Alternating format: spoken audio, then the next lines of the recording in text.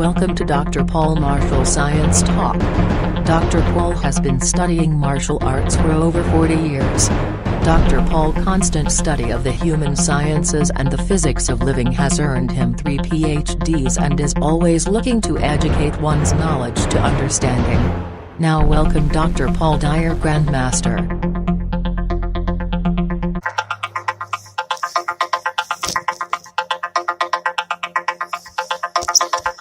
Welcome to another week of Martial Arts Science Talk, and I'm DrPaul, Grandmaster Dyer. How are you doing? Every Thursday at 3 p.m. we get to do this wonderful Martial Arts Science Talk. And what I like about the Martial Arts Science Talk, it's that we get to talk to people and to talk just about martial arts. You know, martial arts is a passion of mine, and it has changed lives. It's changed my life. It's changed so many lives. And I just think as martial artists, we are to be more out there, banging on doors and saying, hey, this is what I am. I don't believe that us as martial artists, we should be hiding in the background these days of saying it's also something I do.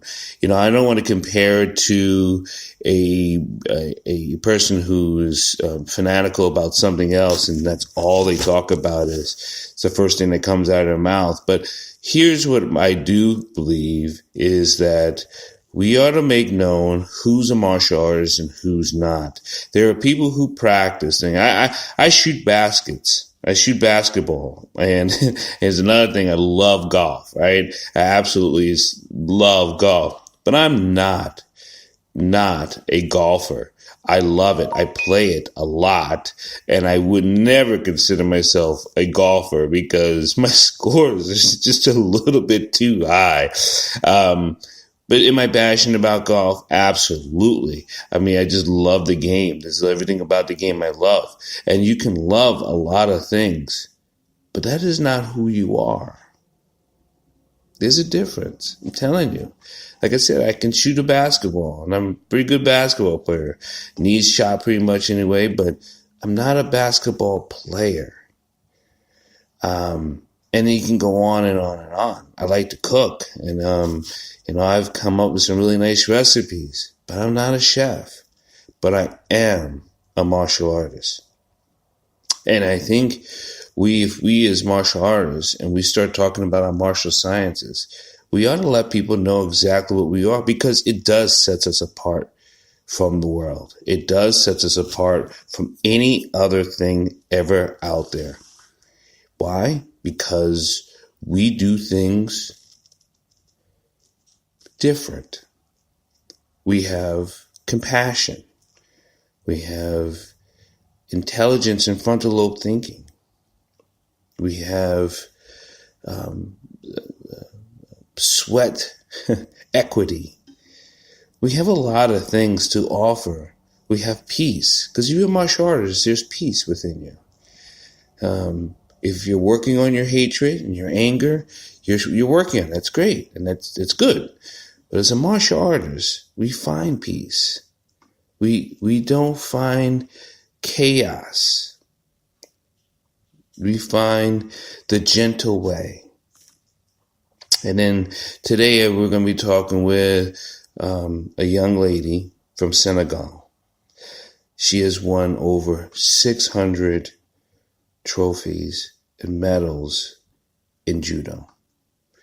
She has been a premier judo practitioner, judoka practitioner for so many years. Just a beautiful young lady. And you'll be getting to meet her. And what her passion is about teaching the people, teaching kids, being what judo is, being what martial arts is, being what we all are. And that is gentle, passionate. So you'll be meeting her. And this is DrPaul, Grandmaster Dyer, Martial Arts Science Talk. Remember, you can always catch me on my other shows, too. I have a weekly show on the BBM Global Network called Bridges. And this is also called Bridges because I like you to bridge you the science between what martial arts is and what the martial science is. Sensei Adia on the phone, and she is calling from her homeland, and she's going to end up introducing herself. But when we talk about martial sciences and the development of helping teaching others, we want an education. We're the forever student. You always hear me say that, and you can always replay these podcasts so you can get an education. Sensei Adia, thank you for coming on with Grandmaster Dyer with me. I thoroughly appreciate it. Thank you, Grandmaster. It's all my pleasure to join you. So, let's tell people where you're calling from, because I'm sure they'd be all jealous since we're all cold as all get out over here in the United States.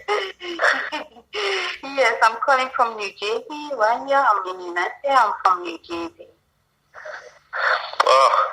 And so now, when you've been teaching, so let's talk about your art, and it's judo. Yes. How long you been practicing judo? Oh, for now, I'm 30 years old now, so far. I have over 30 years in the martial arts field in several systems. I have won over 300 awards in competition internationally. I'm also a certificate judo referee, which I will not only apply my voice experience, but I have the opportunity to explore and get to a high level in the field. I have great work ethic coupled with a passion for judo and children.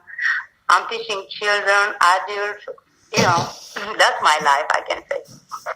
It is, because martial arts is my life. So 600 awards, that's a lot. That's a lot of competition. Oh, yeah. In back here, we compete almost every week. We compete, maybe only a year, but in Africa, we compete almost every weekend. Every weekend, almost we compete. And it's not easy. We have to do the regional, the national, and the international. Before you go to play for the team, only the team, you have to compete a lot to get a selection for the 4 number. You're supposed to be in the 4 first place to be compete for the national team. It's so hard there. It's not easy. One of my senior belts I have is in judo. I'm a 6th Dan in judo. Mm-hmm. Mm-hmm. Yeah, but most people don't know that about me. But I got all the way up to my 6th degree black belt in judo. But the thing about what I love about judo, it is the gentle way. It is the gentle art. I know that's the word of it. But let me ask you this. You now, specifically, women in martial arts are not that, it's not prominent. There's many out there, but for you, being of your descent, being a woman, and competing all across the world, what are some of the struggles that you've had that you've overcame? Oh, it's not easy, I can say, because you know what men say, a woman who's playing martial art, they say, oh, she's a man, and they're going to be afraid of you. Why? They don't know we are more educated, and we control ourselves more than anybody. But most of men, they say, oh, she's like a man, oh, no. They're going to be afraid for you. Why? That's our first problem for us, too. And then the second thing, it's not easy because now in Africa it's different. They have many girls playing martial art. It's like women, like men too. It's the same. For us, it's the same. Everybody play judo, play the different sport, anything. It's not easy though, but we do it and we get it. But there's a lot of animosity with women in Africa doing judo or doing any martial arts. Yeah, they do everything. They have many girls who playing that too. Yeah, but there's a lot of men that don't like it. No. There back here, the girls, they want to be like men. They do the same thing the men doing. Okay. I'm telling you, even my school, the boys, I don't play even with the girl. I always want to fight with men. And they run like 1 hour for warming up, 1 hour, 45 minutes. I'm going to do it. If they can do it, I can do it. That was my goal. I have to do it. It's who like judo, but it's not judo who loves me, you know. And Yes. we do the Kodokan Randori every time. We do the Kodokan judo. And it's not easy though, I'm telling you. So how many nights do you guys train at your dojo? Oh, where? Here or in Batua? In Batua. Oh, in Bat? I'm telling you. We train Monday to Saturday. Every day. Usually before, since I do karate too, I used to do Monday judo, Tuesday karate, Wednesday judo, Thursday karate, Friday karate, and Saturday judo. Is what I used to do. And then after the judo take too much time for me, I was traveling a lot for judo. Every week I compete. After that, I slow down the karate and go by the judo because back I was mashing everything. I'm crazy, like I can say. Yeah, but they call at my school, they say the crazy girl. I said, okay, I'm going to make some crazy one too. So what is it about, there are so, what do you want to help with the young kids to get out of this? Because for me, I believe it teaches the heart, it teaches the strength, it teaches the spiritual, it teaches so many different things.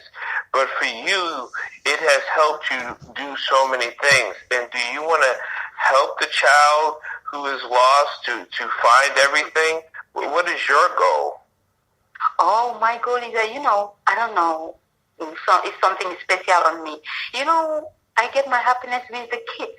Even if I have stress or something, I go with the kids, I'm happy. Because I love them and they give me love. They are not lying. They are true. They show you the true love. They show you affection, everything. And then I feel happy to see my kids growing, doing good. If I see my kids now, I'm proud of them. And even I have some disability kids, and they understand me.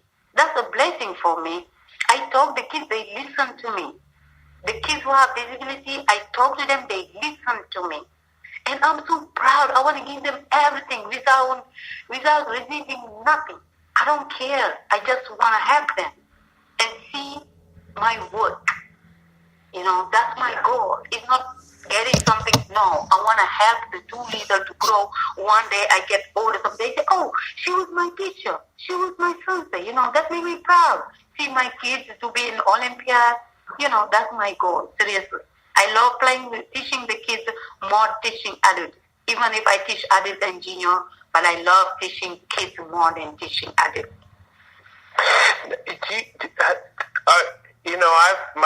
One of my goals in the United States is to get martial arts get into schools because to me it's such a benefit to the kids and everything they do.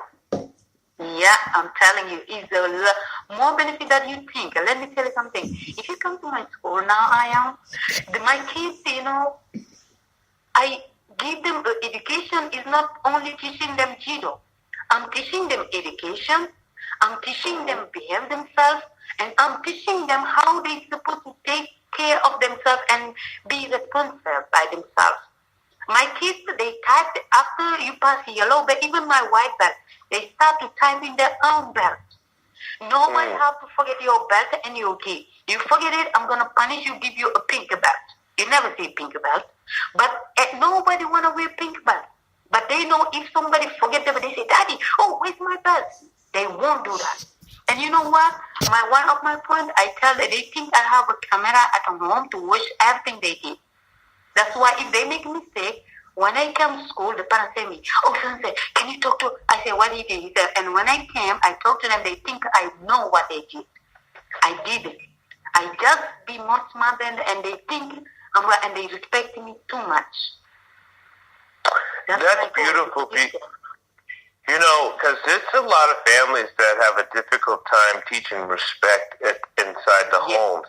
And then there's a lot of kids, there's a lot of schools that don't know how to get respect from the kids, and they believe that they should be getting respect, but they don't know how to give respect. But let me tell you something. One of my goals and one secret that I say is a secret for me. You know how I teach my kids? And they respect me more than anybody. Even some of them parents, some kids, they respect me more than them. You know, when I teach my kids, I talk to them in the eyes. When I talk, everybody's supposed to make focus to me. Because you cannot teach kids and the kids at the same time talking to the parents or turning their head. No, he won't make focus on you. When you teach kids, you're supposed to make him make focus to you. You can teach him. That's my point. Me is how I teach my kids. I wonder why they, other people don't know how to teach the focus like we do as martial artists. It seems like they believe it's like, we think it's like a magic trick the way us martial artists do it, but because we teach with such passion and such love and such history that I think it just ingratiates the human heart, and we need to do that with our leaders. We need to do that with our political leaders and work leaders too. But sometimes, let me tell you something, it's not the problem about the kids, it's a problem for the parents. Because, listen, sometimes the parents can bring the kids. He wants you to teach the kids. He wants you to do everything. But you can educate the kids in the school, but you cannot educate him at home. It's different. The parents, they think that. They bring them kids, they pay them money. But it's not that. You teach the kids at school, but you are not the parents to teach the kids at home. But when you talk to the kids too, you tell them, hey, talk to me. They think some parents, they think you are nasty or something because they think you are rude or you yell the kids, but you cannot teach kids without yelling him. But here, I know that in this country. They say that before I used to have that problem. They don't understand. But now everybody wants me. You cannot teach kids without yelling him. It's different. Kids, you have to give him order. He's supposed to accept the order because he didn't know what is good for him. It's you who's supposed to make to know. The parents supposed to know what is good for the kids. If you always spoil him, if he say, "Mommy, I'm not going to judo today," you say, "Okay, come here." You didn't help your kids. Mm-hmm. In my country, they say something. They say, if you have a line, you're supposed to make the line. When you start to make the line, you're supposed to make it straight. But if you press the line first and try to make the line slide on the side, it's impossible. It's impossible. That means if you have a kid, you're supposed to make the foundation good first. If you don't do a good foundation, when he grows, you're going to cry. Because you didn't educate him. And if they don't have a good foundation when they get older, they usually die young. They usually die very painfully. Of course. And the parents are going to cry. They can say, "Oh, look at my kid." Oh, some parents, they come to me. Look, they say, "Oh, competition coming or something." They say to me, Sensei, can you talk to my kids? But don't tell him it's me. I say, I'm not talking to him. You are afraid of your kids? I will never have my kids stopping over my head. Why? He's my kid. I give him food, take care of him, take him to school, and then he's going to step over my head? Never. Never. Sometimes the problem is the parents. Seriously. I'm giving them one idea. If you want your kids to get good, please let the teacher teach the kids. But you cannot be the parent and be the teacher. It's impossible. But some parents who have them kids succeed, they let the teacher teach the kids by his way. And some teachers too, they care more about the morning business than teaching kids, giving them good education. That's why some schools have a problem, because they think more about the morning to the education they're supposed to give the kids. Because if you think that these parents pay me a lot of money, I don't want to lose him, you always do what the parents want. The time to give him a belt promotion, you're going to give him the belt, because the parents come to you tell you, "Oh, when my kid's going to get a promotion?" Because the kid push the mommy, tell him, "I want a belt," and then you're going to give him the belt. And he didn't deserve it. That's not fair. Me, my school, all the parents, all the kids, they know me. You did wrong, I'm going to tell you, hey, you didn't do nothing good. Front of your parents. You did good, I tell you did good. You deserve it, you get that. You don't deserve it, you don't get nothing. That's why now, even the parents, the kids ask them that, they say, oh, I don't know, just Sensei Adia, if you deserve it, you have it. If you not, you won't have it. That's my way to teach it. That's right. Sensei Adia has the rule. This is what Sensei Adia says. This is what we're gonna do. Oh, that's my rule. I don't know, everybody's own rule. That's my rule, and you're working very good in my school. If you see anytime my love for my kids, you can see I have even 3 years old.